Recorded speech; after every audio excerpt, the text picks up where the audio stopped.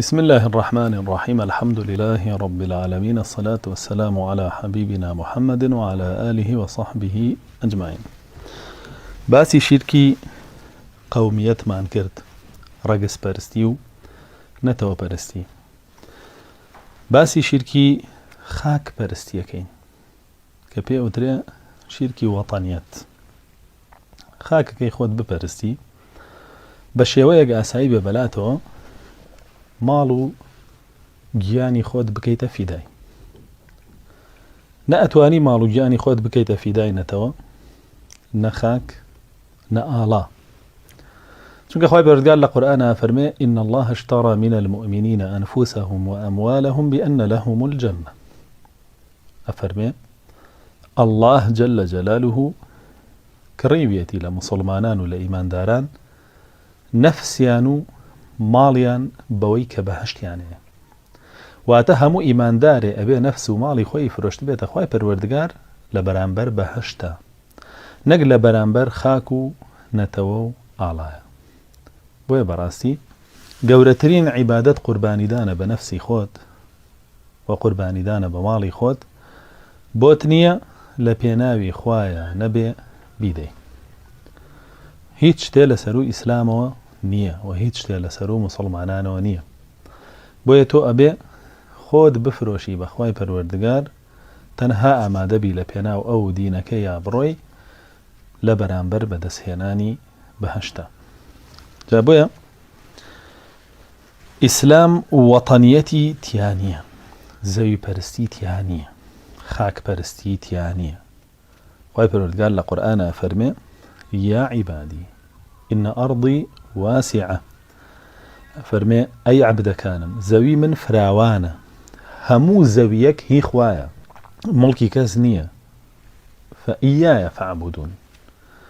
جابز من بپرستن، زويك ما بپرستن،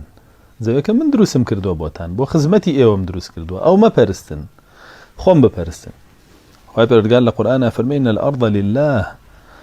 زوي ملكي خوای پەروەردگارە، يرثها عبادي الصالحون. عبد صالح كانم لهر شوێنێ بن میرات گریە و زەویان.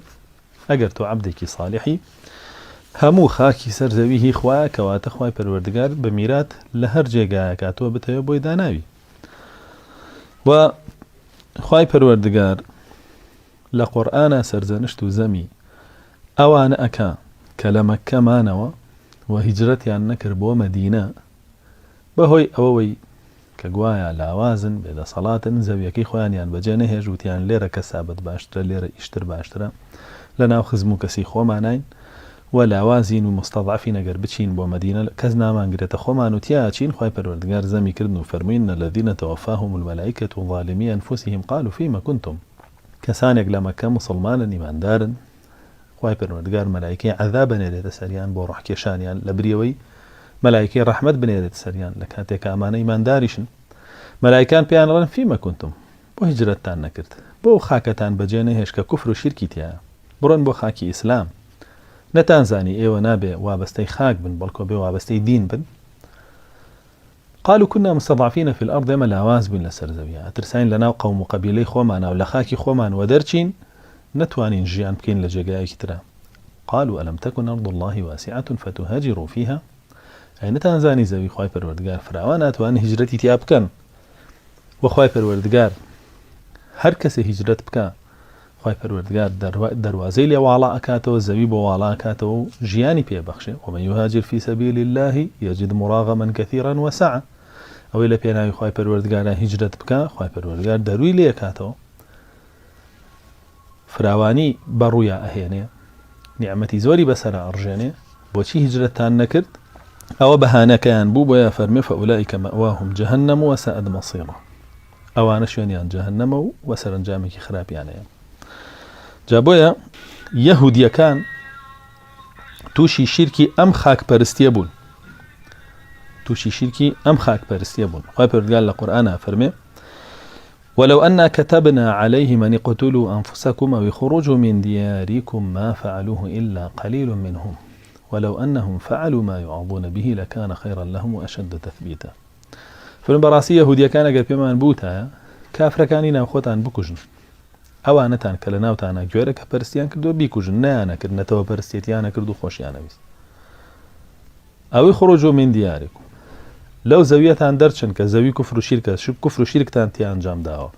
بچنە ناو ئەو زەویەی خوا بۆی نووسیون نا ئەیانودین نەفیها قەومەن جەبارین ناچین جیهاد ناکەین ئەو وڵاتە بکەین بە داروی ئیسلام و تیابین هەر لەو زەویە مێنینەوە کە شیرک و کوفرمان تیان ئەنجام ماوە ئەو بوو دواتر کە موسا و مجاهیدەکان لەگەڵ یا ڕۆشتن و سەرکەوتن و چوونە ناو زەویەکەوە ئەوان خۆی پەروەردگار حادیثەی تیەی بەسەراهێنان کە هەر لە زەویەکەی خۆیانە ئەجوڵان و ئەسوڕانەوە بە حساب بچنە ناو بەیت المەقدیسەوە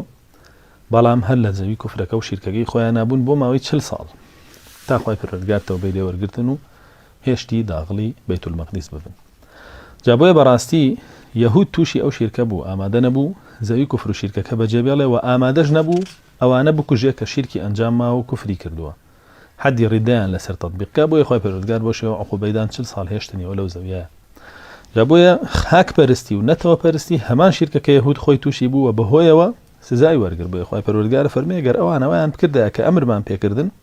یوعظون به کە ئامۆژگاریمان کردنمان ئەوە بکەن نەتەوە پەرستی مەکەن کافر و مشریک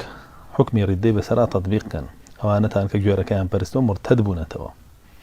و خاک پەرستیش مەکەن بەجێ بێڵنەوە خاکی مشریکینە بڕۆن جیهاد کەن لە پێناوی سەرخستنی دینەکەتانە لە بەیت المەقدیس عەمالیقەکان و دەرنێن و خۆتان نیشتەجێ بنتیایە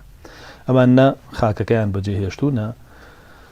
نەتەوەکەی خۆشیانیان پشتیە کرد پشتیان کردە دینەکەیان بۆیە خۆی پەروەردگارە فەرمێ بۆ شێوە سزاماندان یا بۆیە خۆی پەروەردگار لە مایەدەشا فەرمێ وأشد لكان خيرا لهم أشد تثبيتا أجر وام كردا خير بوبان كافر مشتكيان تيانا ما نتوكيان باك بويو وجيجير تريجا بون چونك زويك بجهاد بدسي بيني خويني تيا برنجي لبيناوي سرخستيني ديني خواي پروردگارا تونتر دسي بيو آگري بلام اوان قبول نكرد جابو يا براسي اما جور الشركة وكفرك يهود خوي توشي بو وامرو بسر همو ملتاني امنا وچيجي ناويتي لسردمي دروزبوونی دەوڵەتی ئیسلامیە کە دروست بوو دەوڵەتی ئیسلامی شتێک نەبوو بەلایەوە ناوی سنوور بێ شتێک نەبوو بەلایەوە ناوی سنوور بێ بۆیە زۆر تەبیعی کۆمەڵی مەملەکەت و هۆز هەبوو کە لەژێر وەکو سنوور لەژێر قەڵەمڕەوی ڕۆما بوو وەکو سنوور لەژێر قەڵەمڕەوی فارسا بوو کەچی پەیوەندی کردبوو بە مسلمانانەوە خەڵکەکەی هەمووی مسلمان بوو و معاملەی مسلمانەتیان لەگەڵەکرا و وابەستەی فەرمانەکانی پێغەمبەری خوا بوون صلی الله عليه وسلم وسەر بە دەوڵەتەکەی ئەو بوون هەرچەنە لە ڕووی سنووریشەوە لە ناو سنووری ئەوانە بوون تاوەکو فتوحات دەستی پێکردو ئەو دوو دەوڵەتە ڕوخێنران سنوور نەهێڵرا هەمووی کرا بە یەک دەوڵەتی یەکگرتووی گەورە کە هەر هەمووی ئەم قورئانە و ئەو سنەتەی پێغەمبەری خوا صلی الله عليه وسلم حکمی بکە دواتر لە دوای 800ەکانەوە یەهود و نەسارا هاتنەوە بە خۆیانەوە کە خەڵکەکەیان بەش کرد و هەر یەکەونەتەوەی خۆیان بۆ زین و کردەوە بیپەرستێ دواتر وتیان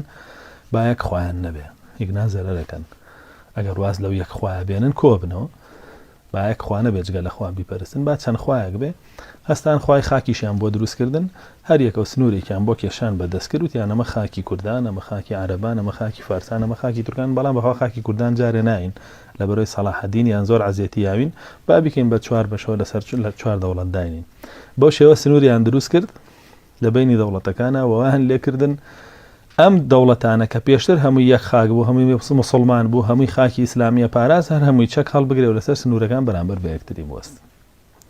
ئەوەی کە ئەمڕۆی بینین لە نێوان دەوڵەتەکانە ڕوویان لە شەڕ و ئاژاوە لە کاتێکا پێشتر هەمووی یەک بوو و هەمووی مسلمان بوو بەڵام یەهود هەستا ئەم شیرکەی بۆ ئەوانیش هێنا و زێنووی کردەوە لە ناویانە کە بریتی بوو لە خاک پەرستی و ئەوانیش بە قسەیان کردن بۆ ئەگەر تەماشا بکەین پێغەمبەری خوا صلی الله عليه وسلم ئەی فەرموو بە مەکە والله إنك لأحب بلاد إلى الله والله تو خۆشەویستترین وڵات و شوێنی لەلای خوای پەروەردگار بەڵام لەگەڵ ئەوەشا سەیرەکەی فلما استعلاها الشرك هاجر فيها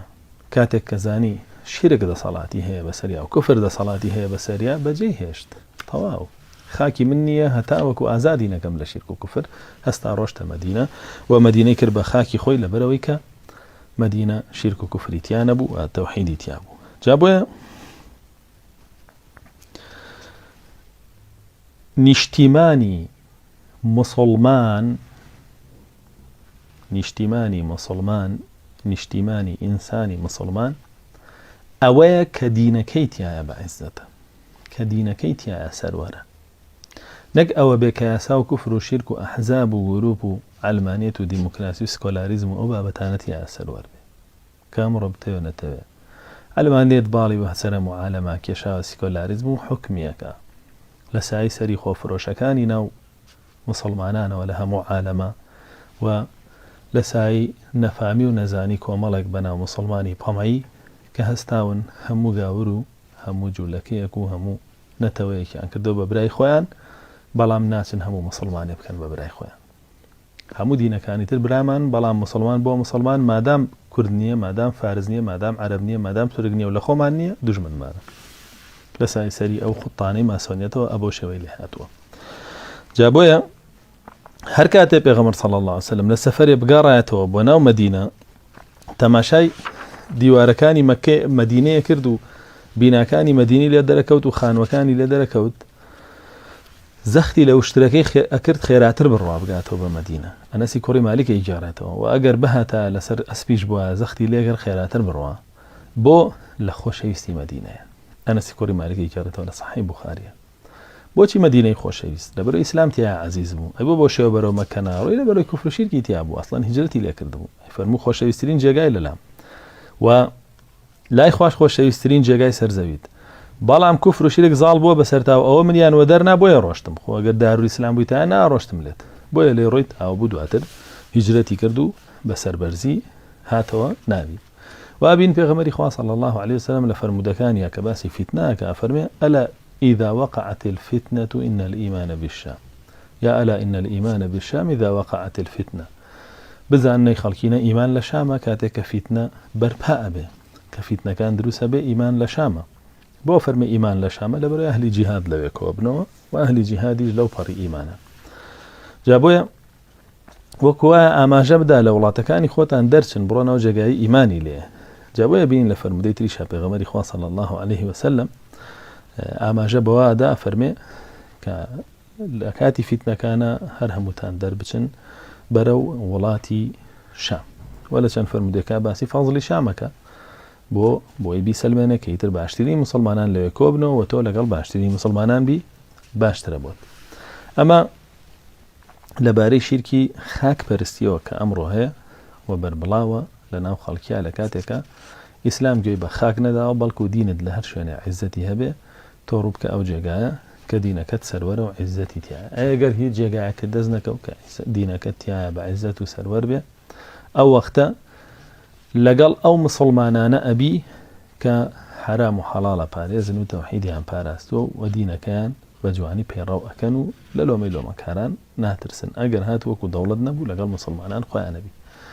ئەگەر مسلمانانیش پەرت و بڵاو بوون و هەر یەکە و لە یەکتریە کوشت و لە یەکتری ئەدا ئەو وەختە تۆ بچیتە پاڵ هەر گروپێک ئەوە بێ لەوانیکە بدەیت و لەوانیکە بکوژی بۆیە دانیشە لەگەڵ هیچ گروپێمە بە کاتێکە فیتنە بەرپا بێ وەکو محەممەدی کوڕی مەسلەمە بکە ئیمامی عەلی ناردی بە دوایە بۆی شەڕ بکە لەگەڵی دژی معاویە کە بە فیتنەی زانی و دوورکەوتەوە و نەیکرد لێی ئەمڕۆ تۆ بێوڕێ بازە هەڵبژێری لەناو هەموو مسلمانانە بەڵام بەداخەوە کۆمەڵێ مەجهول و دەمپیس و منافق وازە لێ ناهێن ئەڵێن ئیلایە لە فیرقەکەی ئێمە یا کافر و مشتێکی و یا ئەبێتە فیرقەکەی ئێمەوە یا تۆ مسلمان نیت جاوەڵە دروست بێت تۆ ئیعتیزالی عەلی بکەی شەڕی بۆ نەکەی لەبەرەوەی بەرامبەرەکەی جاری وا هەیە مسلمانەوە ئەکوژدێ ئەی ئەمانەی تر چەند ئەولاترە کە ئیعتیزالیان بکەیت و شەڕیان